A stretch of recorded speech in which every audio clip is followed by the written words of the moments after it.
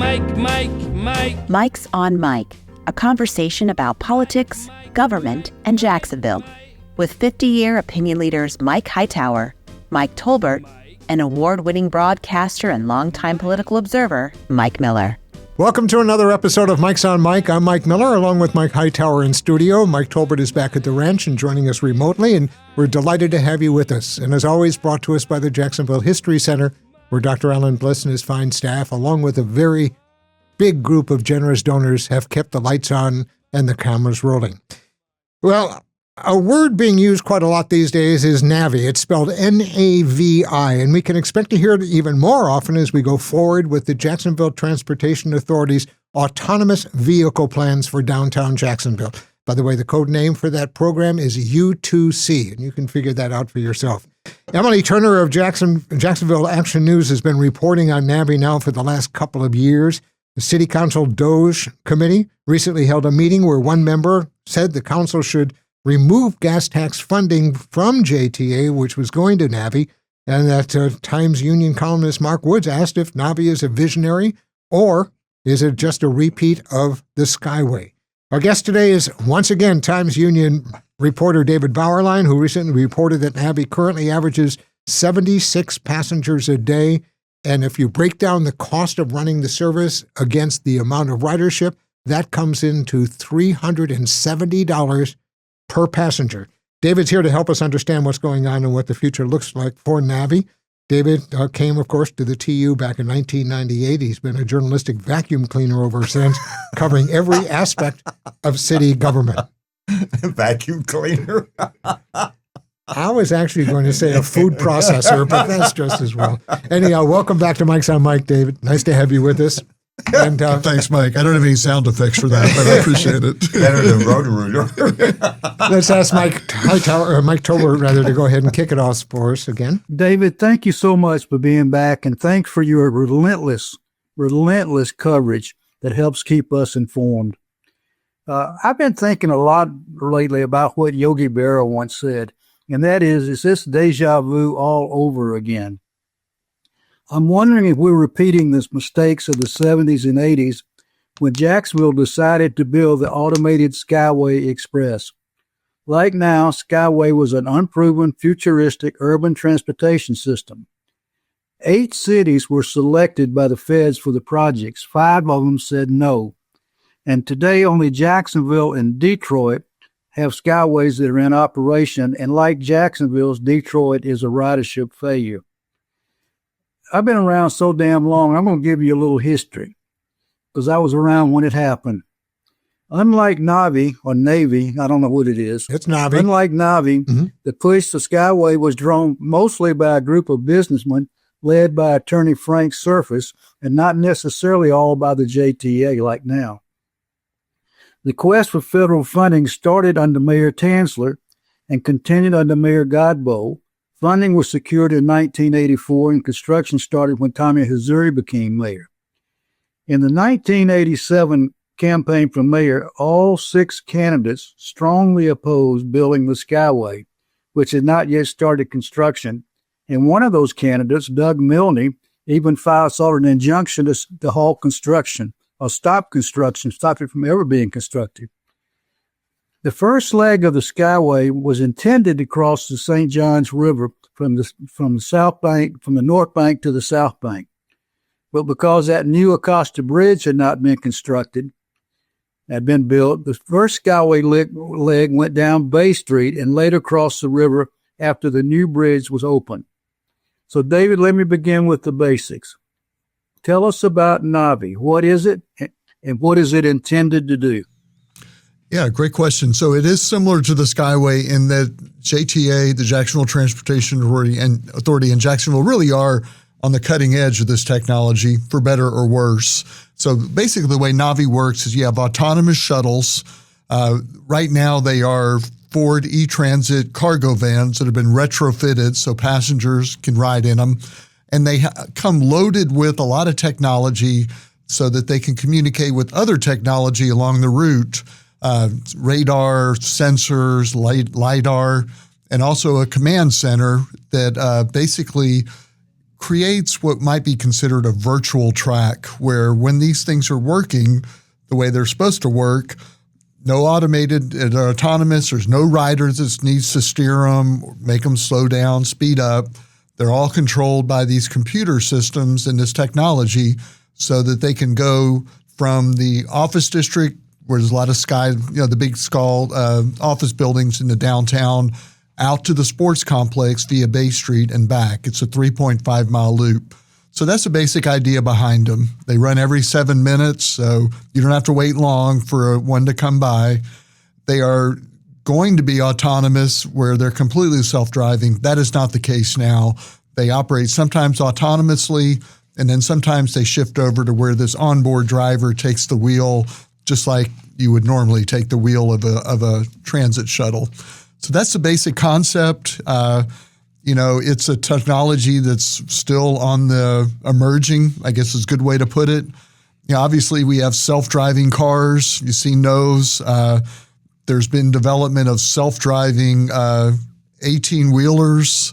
This is the self-driving transit shuttle model. And JTA is the first transit agency in the United States to have this type of service as part of its regular fare-paying service. There's other demonstration projects that different transit agencies had, but they're the first to actually say, we're going to make this part of our regular day-to-day fare-paying service. Reality versus expectations and projections. Yeah, it's basically taking what the annual cost is for the operations and maintenance. It's about $7.3 million. And then breaking that down to a monthly figure of what it costs, which is about $8,000 per month. And then you just basically do the math on the ridership. So that's how we came up with it. It's not based on what it actually costs to build NAVI. We'll just assume that's a cost that's been spent. It's what is the day-to-day operating and maintenance cost for running this service, and then divide that by the ridership, which is really very low. You mentioned over the first 4 months, it's been about 76 passengers per day. On October 1st, it became you had to pay a fare, $1.75, and then it dropped down to about 57 riders per day on average.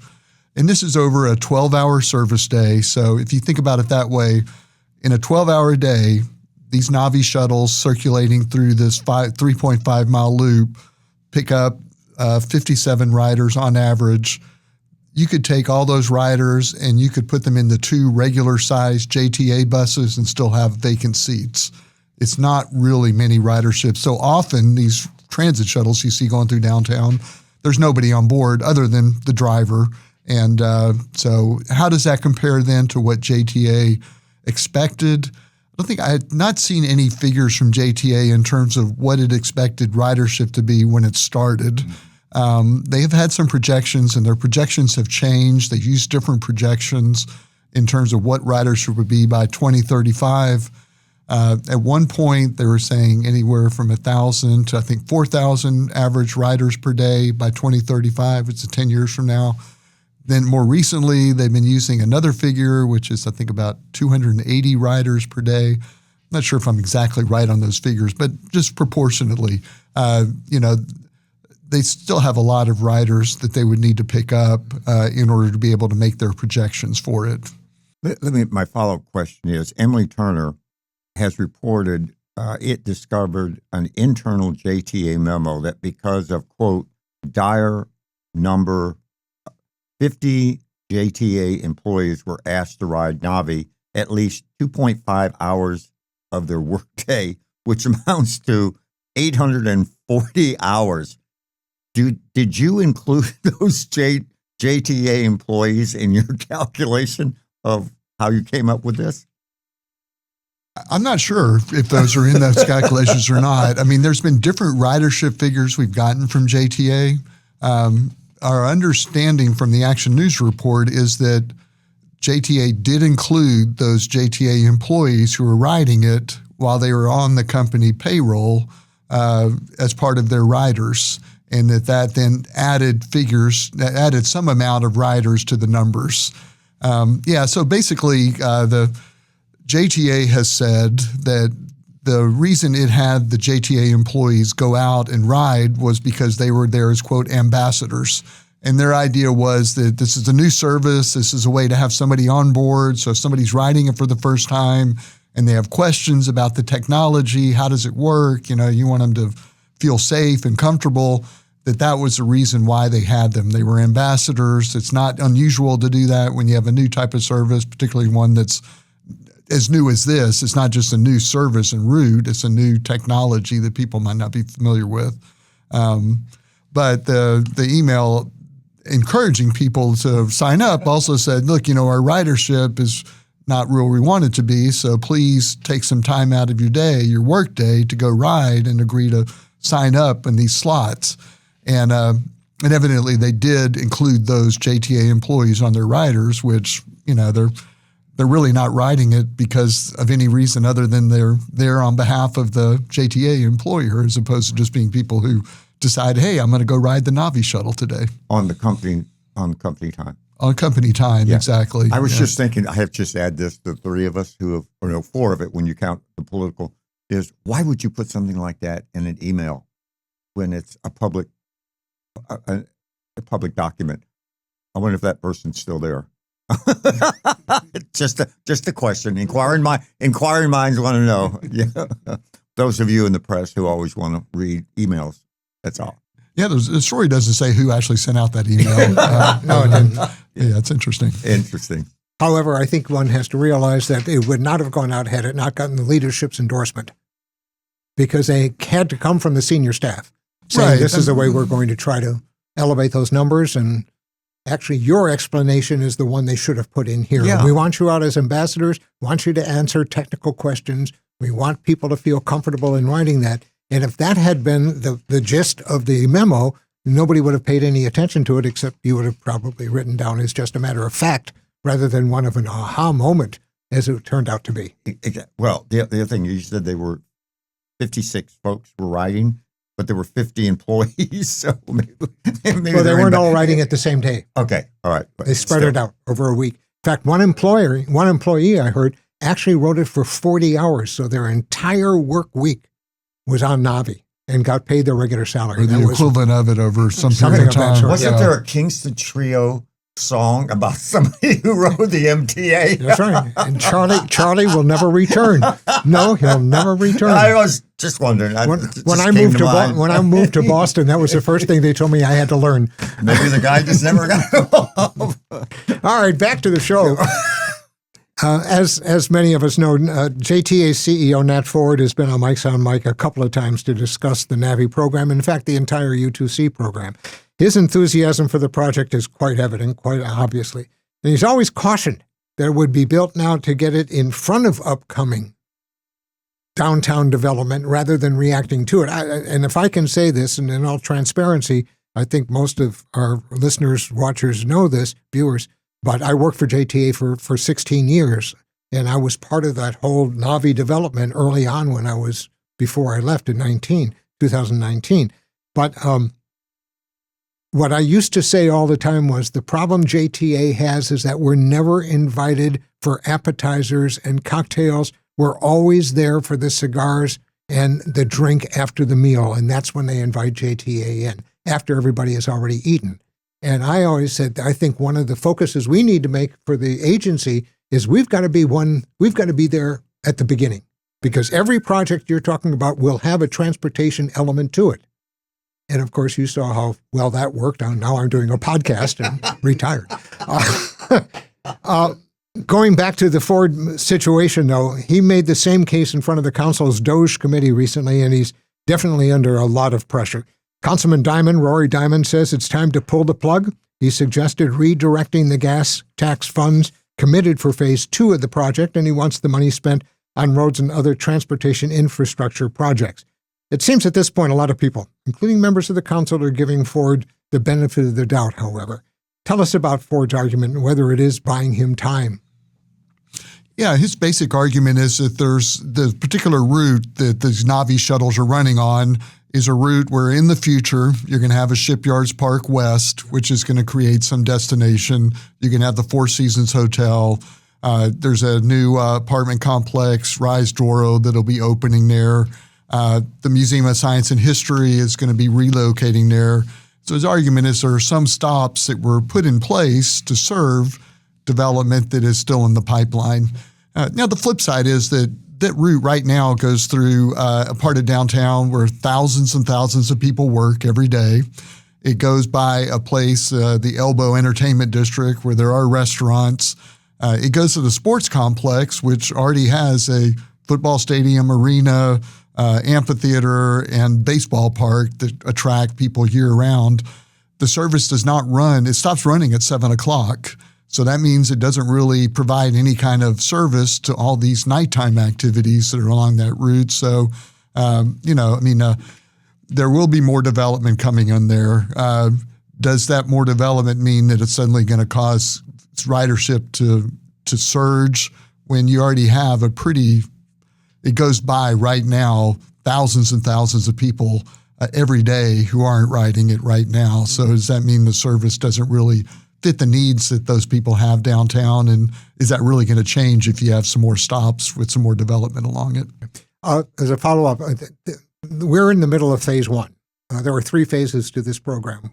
Phase 2 is the one that's going to convert the Skyway over so that it can handle rubber tires, because right now it cannot. And you have to build ramps that's going to take it down to the street level and all the rest. What's the timeline on that, and do we know what the cost of that's going to be? We don't know what the cost of that's going to be. I mean, the estimated cost right now is $240 million, but that's a few years old. And so they're going to go through they're in a planning, design, and engineering study. So by next year, they will know what it's going to cost, have an option that they want to pursue for it. What's happening with that Skyway in terms of what they want to do, at least what they said in the past they plan to do, is if you've been downtown, the Skyway is built on columns, and on top of those columns is this long platform, and that's what the trains operate on. And those, you cannot just take the trains off and put rubber-tired vehicles on because the platforms, I think, they're not wide enough, et cetera. Well, not only that, but there's a hole in the middle, and that's how the electricity gets to the Skyway cars. So it's not a flat surface that's above them. Right. Yeah. So basically what they'll have to do is what they've talked about doing is they'll just basically partly demolish the system, and they'll just leave behind the columns and then come back on top of the columns with these new platforms that are for rubber-tired vehicles. And then they'll do some kind of ramp system so that they can get from that elevated structure down to the street. So you don't have to, you just stay on the autonomous vehicle as it goes from street to elevated structure and back again.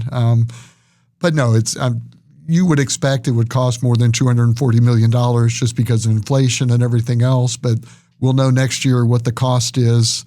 And then they have to decide, do they want to pursue that or not, given the cost and what they're going to do in terms of the JTA board would make that decision. And real quick question to follow up. I don't want to take time away from Mr. Tolbert here, but real quickly, with Rory Diamond threatening to take the money that's going now from the gas tax to basically pay for phase 2, can they do that unilaterally, or do they have to, since the gas tax was passed by the taxpayers, I believe, do they have to go back to the voters to get that approved, to redirect that money that they voted for? Yeah, in the case of the gas tax, that was approved by City Council. It didn't have to go through a voter referendum. Okay. But there is an interlocal agreement between the City of Jacksonville and the Jacksonville Transportation Authority that lists the money that JTA is going to get from the gas tax and on these particular projects. So the City Council could conceivably, they could pass a resolution or say, we want to change that interlocal agreement and wipe out the $240 million for the Skyway conversion and use it for something else. But they can't do it unilaterally. The JTA, the Jacksonville Transportation Authority, would have to agree with that in order for there to be any change. So that's where it becomes,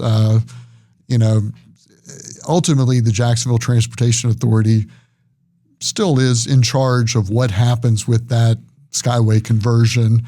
If the City Council were to pass a resolution saying change it, that would put them under a lot more pressure, but it still would be their decision. Yeah, I want to follow up on that question as well. David, I did not watch the DOJ committee meeting on this, but I've read a lot about it and I've heard conversation about it. And it appears to me that while there's some concern at this point beyond Diamond's wanting to pull the plug, there's concern on the part of some of those council members, but they seem respectful of Ford and willing to give it a chance, and wanted to get Salem wanted to get the JTA board more engaged and asking harder questions, and he cited the JEA situation as an example of why they need to. My question to you is, someone who lives and dies over at City Hall and knows more about what's going on there than anybody in the world, how would you assess the mood right now of the council to this project? And do you think it has an opportunity, there's an opportunity there to move forward with blocking this funding? Yeah, I don't think there's a votes right now to block the funding or to go to JTA and ask them to revise the interlocal agreement. I think there is disappointment among a lot of council members about the ridership figures, skepticism, I think, maybe a healthy skepticism about what happens next.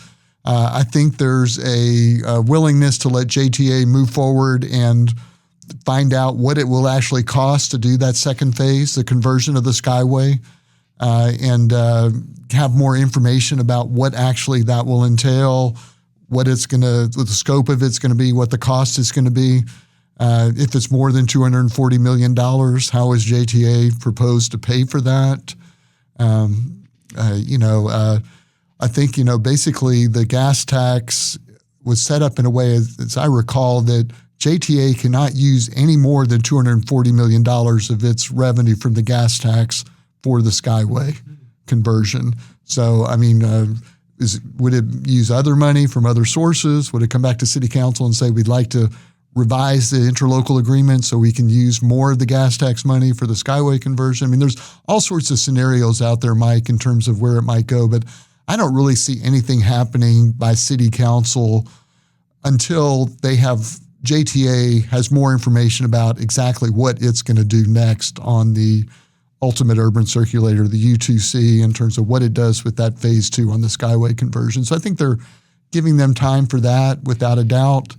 I don't know that there's a willingness to wait 5 or 6 years to see what ridership is like when so much of the money is going to be spent before then, and saying, you mentioned the Skyway, Mike, in terms of the comparisons between what happened then. And the thing on the Skyway, as I recall from reading through, it was always just wait until the next phase is built, and then you're going to see the ridership go up. And that was part of it. And the other argument was always, the Jacksonville Transportation Authority was always saying, well, our ridership projections are so far off because downtown didn't develop the way we were told it would. So there's some deja vu there again, which is kind of like, well, we'd have more ridership if downtown development was further along. But at some point you have to say, well, okay, this is the hand you're dealt. This is what you have in front of you. And maybe you shouldn't always project future ridership on some lofty expectations for downtown development in terms of doing really the cost-benefit analysis of whether it's worth the cost to taxpayers to spend on the money on it. I'm thinking about political timing here. When do you think that the JTA will come up with an actual cost, a revised cost for the next phase? And how does that coincide with the spring elections in 2027? Yeah, no, that's a great question. So my understanding is somehow mid-2026, sometime the middle of next year, they'd be far enough along on their study to be able to have a cost for what it would, and a preferred alternative, a preferred plan forward as well. So how could it affect the spring 2027 elections? I don't know. In the past, the Skyway was kind of one of those things where everybody ran against it and then got elected and said, well, after all, I think we should go forward with it. So, but, it could be one of those things where I don't know if a mayoral candidate, say, running against Donna Deegan, who has said she supports moving forward with what JTA wants to do, could say, elect me and I'm going to kill this boondoggle and I'm going to get that money and we're going to use it for roads and sidewalks. If I can jump in on that too real quickly, I think you're going to see more of that possibility happening after the new board is put into place at JTA. Remember, and we've talked about this before, The new transportation bill that came out of Tallahassee last session directs JTA to now reform their board to include members from St. Johns County, Nassau County, and Clay County. It's not all going to be, Duval residents as it is right now. So my question is, once that happens and those out-of-county representatives start taking a look at this and saying, well, wait a minute, what are you doing for my county as a regional authority, which is what they're basically becoming without it becoming and that's another show that we can do on the First Coast Transportation Regional Council. But aside from that, once those new members come in and they take another look at this, their thoughts and their opinions may be much different than the sitting board that we have right now. Definitely, Mike. And you'll have new board members who come in. They weren't part of the initial decision-making process, so they're kind of coming in a little bit removed from it. That's a real wild card in terms of how the board members will react. I mean, I think when there's been so much board turnover that when that happens, I'm not sure there will be many board members who were there when this all started, if any, in terms of, when the JTA started in 2019 to really pursue this path. So they may come in with a little bit less of a connection to it and more likely to kind of look at the dollars and cents aspect of it. So that's always the case when you have board turnover. Well, just two things. One is these new members I don't think they've been selected yet, correct? DeSantis, no. We're in November. Session starts January in a couple months. 1st of March, he's done. So, how much influence is he going to have when he picks these people who come on the board, which is his selection, and then to catch up? That's number one. So that's going to be, how much leverage? Obviously, the governor had a specific reason he wanted to change that, but he's going to be lame duck. That's number one. The other part, when we were talking about Councilman Diamond talking about wanting to redirect, a couple of weeks ago, we were talking about, Nick Holland was talking about something that he didn't like what was going on about the Jacksonville Aviation Authority. For the first time in a long time, the four of us, that you've ever heard councilmen start talking about or questioning the independence of these independent authorities, which is really one of the things that Mike talked about. So is it the environment of DOJ? Is it the environment of this present city council? But I can't remember. I'm wondering if all this is because of what happened at JEA, when you kind of think about questioning the independence of these boards. We've never seen that before. Anyway, I just throw it up there. Do keep in mind very quickly, though, that the JTA is the only independent authority in Jacksonville that was established by the state legislature and not locally. The Transportation Authority, the Jacksonville Transportation Authority, is a state agency. It is not a city agency. and that's something that they need to realize, because they play by a completely different set of rules.